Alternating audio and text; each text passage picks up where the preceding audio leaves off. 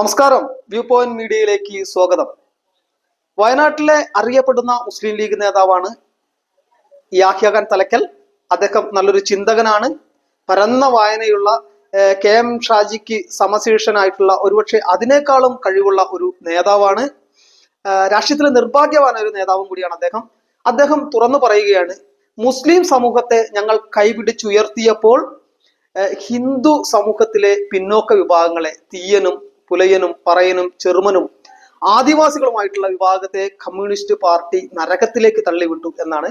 പ്രത്യേകിച്ച് ആദിവാസി സമൂഹം, വയനാട്ടിലെ ആദിവാസി സമൂഹം ഇടതുപക്ഷ ചേരിയിൽ നിലയുറപ്പിച്ചത് കൊണ്ട് തന്നെ 50 വർഷത്തിനു മുമ്പ് വളരെ പോരാട്ട വീര്യം കൽപ്പിച്ചിരുന്ന ഈ വയനാട്ടിലെ വയലുകളെല്ലാം സ്വന്തമായി കാർഷിക ആധിപത്യം ഉണ്ടായിരുന്ന ഒരു ആദിവാസി ജനത ഇന്നവർ ബീവറേജസിന് മുന്നിൽ മദ്യത്തിന്റെ ലഹരിയിൽ ഇഴയുന്ന മനുഷ്യ കോലങ്ങളായി മാറിയതിന് കൃത്യമായിട്ട് ഇടതുപക്ഷത്തിനും CPM-നും പങ്കുണ്ട്. ആ സമൂഹത്തെ കൈപിടിച്ചുയർത്തുവാൻ ഇടതുപക്ഷം ഒന്നും ചെയ്തില്ല.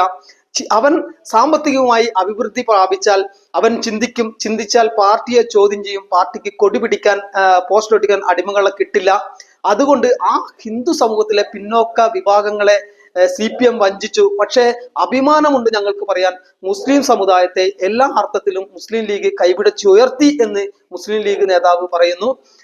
യാഹ്യ ഖാൻ തലക്കലുമായിട്ടുള്ള അഭിമുഖം നിങ്ങൾ കാണുക. ഒപ്പം അവസാനം വരെ ഈ വീഡിയോ കാണണം എന്ന് അഭ്യർത്ഥിക്കുന്നു. മുസ്ലിം ലീഗ് പാർട്ടി ഈ കേരള രാഷ്ട്രീയത്തെക്കുറിച്ച് ചിന്തിക്കുന്നവർക്ക് അത്ഭുതത്തോടു കൂടി മാത്രം കാണാൻ പറ്റുന്ന ഒരു രാഷ്ട്രീയ പ്രസ്ഥാനമാണ് മുസ്ലിം ലീഗ്. എൻ്റെ രാഷ്ട്രീയം മുസ്ലിം ലീഗിനെ എതിർക്കുന്നതാണ്.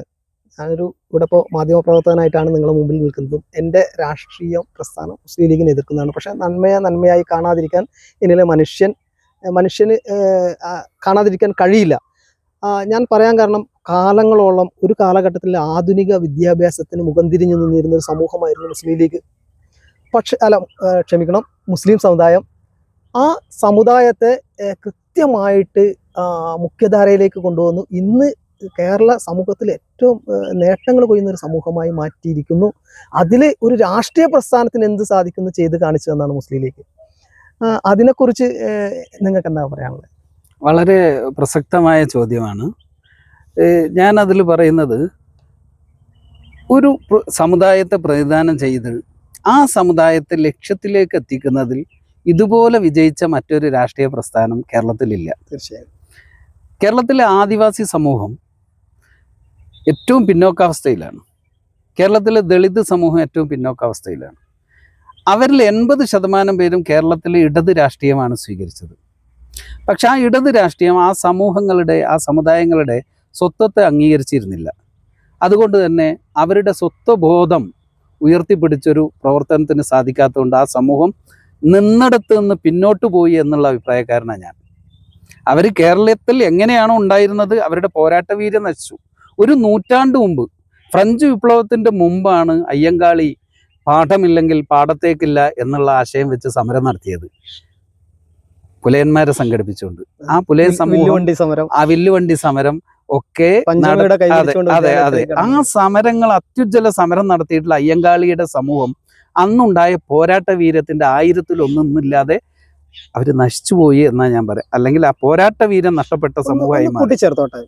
ഇപ്പോ നമ്മുടെ ഇവിടെ മദ്യം നിരോധിച്ചത്, ചാരായ നിരോധനം നടത്തി AK ആന്റണിയാണ്.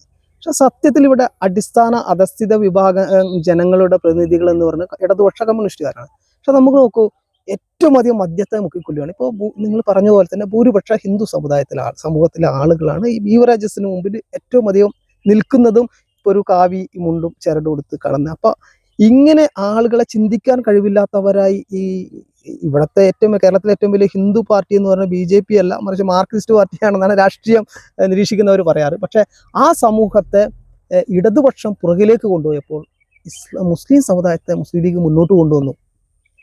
തീർച്ചയായിട്ടും അത് കേരളത്തിലെ ആദ്യത്തെ സപ്തകക്ഷി മുന്നണിക്ക് പിന്തുണ കൊടുത്തപ്പോഴും ഇടത് സർക്കാരിന് പിന്തുണ കൊടുത്തപ്പോഴും ഒക്കെ മുസ്ലിം ലീഗ് വെച്ച ഡിമാൻഡ് പോലും ആ സമൂഹത്തിൻ്റെ വിദ്യാഭ്യാസ പുരോഗതിക്ക് പ്രാധാന്യം നൽകിയിട്ടായിരുന്നു. മുസ്ലിം ലീഗിൻ്റെ ആദ്യത്തെ ഡിമാൻഡുകളിലൊന്നാണ് ഫറൂഖ് കോളേജ്. അപ്പോൾ അത്തരത്തിലുള്ള കാഴ്ചപ്പാടുള്ള നേതാക്കളുണ്ടായിരുന്നു. മറ്റൊരു കാര്യം, വിദ്യാഭ്യാസം നേടിക്കഴിഞ്ഞാൽ ആ സമുദായം വളരുമെന്നുള്ള കാഴ്ചപ്പാടുണ്ടായിരുന്നു നേതാക്കൾക്ക്. അതെ. എന്നാൽ ദാരിദ്ര്യവും വിദ്യാഭ്യാസവും നൽകിയാൽ പാർട്ടി പരിപാടിക്ക് ആളെ കിട്ടൂല എന്നുള്ള ചിന്തയായിരുന്നു കമ്മ്യൂണിസ്റ്റ് പാർട്ടിക്കാർക്ക് ഉണ്ടായിരുന്നത്. അപ്പോൾ വയനാട്ടിലെ ആദിവാസികൾ അവർ ജാഥയുടെ നീളം കൂട്ടാൻ ഉപയോഗിച്ചു എന്നതിനപ്പുറം വയനാട്ടിലെ ആദിവാസികൾക്ക് അവർ കാര്യമായിട്ടൊന്നും നൽകിയില്ല. 2000-ലെ എ.കെ. ആന്റണി സർക്കാർ വന്നപ്പോഴാണ് തിരുനെല്ലി പഞ്ചായത്ത്, വയനാട്ടിലെ ഏറ്റവും വലിയ ആദിവാസി സെറ്റിൽമെന്റിൽ ആദ്യമായിട്ടൊരു വ്യവസായ സ്ഥാപനം വരുന്നത്, ടെക്സ്ഫെഡിന്റെ. ആ സമയത്താണ് അവിടെ എന്തെങ്കിലുമൊക്കെ വികസനങ്ങൾ വന്നു തുടങ്ങിയത്.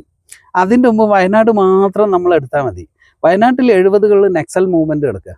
ആ നക്സൽ മൂവ്മെന്റിൽ P.K. കാളന്റെ നേതൃത്വത്തിലുള്ള ആദിവാസി സമൂഹം ഇടതു ചേരിയിൽ നിന്ന മേഖലയാണ് തിരുനെല്ലി, അങ്ങനത്തെ കബനിയുടെ ആ സൈഡുകൾ. എന്നാൽ ഇടത് ചേരിക്ക് പുറത്തു നിന്നൊരു വിഭാഗമായിരുന്നു അന്ന് ഈ മുള്ളംകൊല്ലി, പുൽപ്പള്ളിയൊക്കെ. ഈ രണ്ട് സ്ഥലത്തെ വികസനങ്ങളെ മാത്രം കമ്പയർ ചെയ്താൽ നമുക്ക് മനസ്സിലാവും ഇടത് രാഷ്ട്രീയം സ്വീകരിച്ച ഒരു പ്രദേശം. ഇപ്പൊ മേപ്പാടി തന്നെ ഉദാഹരണം.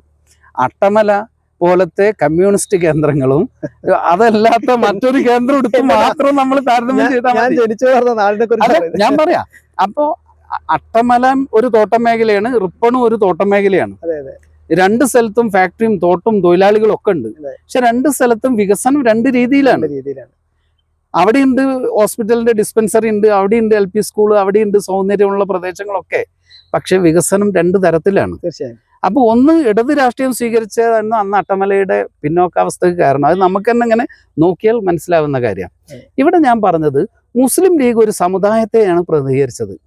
ആ സമുദായത്തിനെ കൃത്യമായ ലക്ഷ്യത്തിലേക്ക് കൊണ്ടുവന്നു. അതായത് 921-ലെ ബ്രിട്ടീഷ് വിരുദ്ധ പോരാട്ടങ്ങളിൽ കുടിയേറിയിട്ടുള്ളവരും അല്ലെങ്കിൽ ഒഴിഞ്ഞു പോയിട്ടുള്ളവരുമായ നിരക്ഷരരായ ഒരു സമുദായത്തെ അധികാരത്തിൻ്റെ സ്വാധീനം ഉപയോഗിച്ചുകൊണ്ട് വിദ്യാഭ്യാസം നൽകി അവരെ മുന്നിലേക്ക് കൊണ്ടുവന്നു.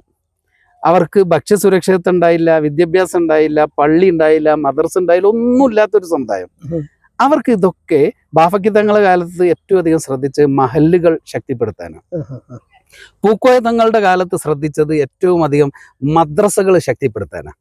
ഇതിലൂടെ അവർക്കൊരു മതബോധം നൽകി, അതിൽ വിദ്യാഭ്യാസത്തിന്റെ പ്രാധാന്യം നൽകി. CH-ന്റെ കാലത്ത് നൽകിയത് ആധുനിക വിദ്യാഭ്യാസം നൽകാനാണ്. അദ്ദേഹം കേരളത്തിലെ മുഴുവൻ പഞ്ചായത്തുകളിലും സ്കൂളുകൾ നൽകി മലബാറിൽ കാലിക്കറ്റ് യൂണിവേഴ്സിറ്റി ഉണ്ടാക്കി. എന്നിട്ട് തിരുവിതാംകൂർ രാജാവിന്റെ കാലത്ത് തന്നെ അറബിക്ക് പഠിപ്പിക്കുന്നുണ്ട്. വക്കം അബ്ദുൽ ഖാദർ മൗലവിയുടെ നേതൃത്വത്തിൽ നടത്തിയ ഈ ഒരു മുന്നേറ്റത്തിന്റെ ഭാഗമായി ശ്രീചിത്ര തിരുനാൾ ഭരിക്കുന്ന തന്നെ അറബിക്ക് നമ്മൾ പാഠ്യപദ്ധതിയിലുണ്ട്. പക്ഷെ വ്യാപകമായിരുന്നില്ല. CH വന്നപ്പോൾ അതെന്ത് ചെയ്തു? മുസ്ലിം സമുദായത്തെ സ്കൂളിലേക്ക് ആകർഷിക്കാൻ വേണ്ടി സ്കൂളിൽ അറബി കൊടുന്നു. അതിനോടൊപ്പം ഉറുദുവും സംസ്കൃതവും കൂടെ കൊണ്ടുവന്നു. എന്നിട്ട് വിദ്യാർത്ഥികളെ സ്കൂളിലേക്ക് ആകർഷിച്ചു. ആ സമുദായം വളർന്നു. ഇവർക്ക് സംഘടനയുണ്ട് എന്നുള്ള ബോധം നൽകി. അപ്പോൾ സ്വയം സമ്പാദിക്കാൻ പ്രവാസം സ്വീകരിച്ചു സമൂഹം. ആ പ്രവാസികൾ സമ്പാദിക്കുന്ന സമ്പാദ്യം എങ്ങനെ വിനിയോഗിക്കണമെന്ന് കൃത്യമായി കൊടുക്കാനുള്ള ഒരു ദിശ കാണിച്ചു കൊടുക്കാൻ മാത്രം പ്രാപ്തിയുള്ളതായിരുന്നു അതാത് പ്രാദേശിക തലത്തിലുള്ള ലീഗ് നേതൃത്വം. അങ്ങനെ സമുദായം വന്നു. അപ്പോൾ ആദിവാസികളെ കൂടെ നിർത്തിയ CPM എന്താണ് ആ സമുദായത്തിന് കൊടുത്തു എന്നും, മുസ്ലിം സമുദായത്തെ കൂടെ നിർത്തിയ മുസ്ലിം ലീഗ് ആ സമുദായത്തിന് എന്ത് കൊടുത്തു ഒന്ന് താരതമ്യം ചെയ്താൽ നമുക്ക് വ്യക്തമാവും. അപ്പൊ അതാണ് മുസ്ലിം ലീഗ് ഉണ്ടാക്കിയ നേട്ടം. ആ നേട്ടം എന്ന് പറയുന്നതിൽ തികഞ്ഞ രാജ്യസ്നേഹം എന്നുള്ളതാണ്. തികഞ്ഞ രാജ്യസ്നേഹം എന്നുള്ളത് ഞങ്ങൾ എടുത്തു പറയുന്ന കാരണം, ഇന്ത്യ എന്ന് പറയുന്ന രാജ്യത്ത് ജീവിക്കണം എന്ന് ഉറപ്പിച്ചിട്ടാണ് മുസ്ലിം ലീഗിൽ ഒരു വിഭാഗം ഇന്ത്യയിൽ തന്നെ നിൽക്കുന്നത്. സർവേന്ത്യ മുസ്ലിം ലീഗിന്റെ പാകിസ്ഥാൻ വാദത്തെ എതിർത്തുകൊണ്ട് ഞങ്ങൾ ഇന്ത്യ രാജ്യത്ത് നിൽക്കും എന്ന് പറയുകയും, അന്ന് സർവേന്ത്യ മുസ്ലിം ലീഗിനുണ്ടായിരുന്ന കോടാനുകോടി രൂപയുടെ നമുക്ക് ലഭിക്കേണ്ട, ഇന്ത്യക്ക് ലഭിക്കേണ്ടുന്ന പാർട്ടി ഫണ്ടിന്റെ വിഹിതം പോലും വാങ്ങിക്കാതെയാണ് മുസ്ലിം ലീഗ് കേരളത്തിൽ കെട്ടിപ്പടുത്തത്. ഇന്ത്യ രാജ്യത്തെ 10-18 കോടി മുസ്ലിങ്ങളിൽ കേരളത്തിലെ 80 ലക്ഷത്തോളം വരുന്ന മുസ്ലിങ്ങൾ വ്യത്യസ്തരാകുന്നത് ഒറ്റ കാരണം കൊണ്ടാണ്. ഉത്തരേന്ത്യയിലെ മുസ്ലിങ്ങൾ അവരുടെ സ്വത്വത്തെ ഉൾക്കൊള്ളാത്ത രാഷ്ട്രീയത്തെ സ്വീകരിച്ചപ്പോൾ കേരളത്തിലെ മുസ്ലിങ്ങൾ അവരുടെ സ്വത്വത്തെ ഉൾക്കൊള്ളുന്ന രാഷ്ട്രീയത്തെ സ്വീകരിച്ചു. അവർ മുഖ്യധാരയിൽ ഇഴുകിച്ചേർന്നു. ഷാജിമോനി അന്നയും ഒറ്റനോട്ടത്തിൽ കണ്ട നമുക്ക് രണ്ടാൾക്കും നമ്മളെ ജാതിയോ മതമോ ഒന്നും പറയാൻ കഴിയാത്ത വ്യത്യസ്തതകളില്ല. എന്നെ കണ്ടാലും നിന്നെ കണ്ടാലും എന്താണ് ആരാണ് ചോദിച്ചാൽ മാത്രമേ മനസ്സിലാവുള്ളൂ. തീർച്ചയായും. നേരെ മറിച്ച് ഉത്തരേന്ത്യയിലുള്ള ഏതൊരു സമുദായക്കാരെ കണ്ടാലും വേഷം അപ്പോൾ കൊണ്ടും തന്നെ വേഷം കൊണ്ടും ഭാഷ കൊണ്ടും അവരുടെ പെരുമാറ്റ രീതികൾ കൊണ്ടും തിരിച്ചറിയാൻ സാധിക്കുന്നു. അത് അവർക്ക് ഒരു മുഖ്യധാരയിൽ ഇഴുകിച്ചേരാൻ അവസരം കൊടുക്കുന്ന ഒരു രാഷ്ട്രീയ പാർട്ടിയുടെ അഭാവമാണ് എന്ന് ഞാൻ വിചാരിക്കുന്നത്.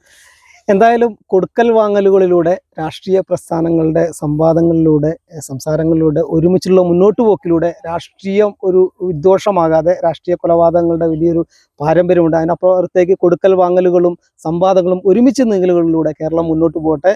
നന്ദി യാഹ്യ ഖാൻ തലക്കൽ. Thank you. വളരെ കാലം മുമ്പ് എനിക്ക് ആലുവയിൽ എനിക്കൊരു സുഹൃത്തുണ്ടായിരുന്നു. അദ്ദേഹം സംഘ ആദർശങ്ങളോടൊക്കെ ചേർന്ന് നിന്നിരുന്നു.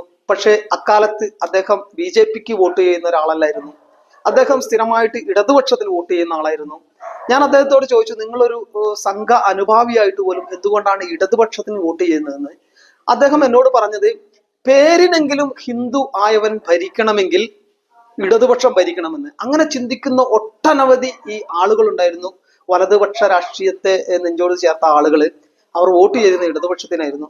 പക്ഷെ ഇടതുപക്ഷം എക്കാലത്തും ആ സമൂഹത്തെ കൃത്യമായി വഞ്ചിച്ചു എന്നാണ് ഇതിൽ നിന്നൊക്കെ നമുക്ക് മനസ്സിലാകുന്നത്.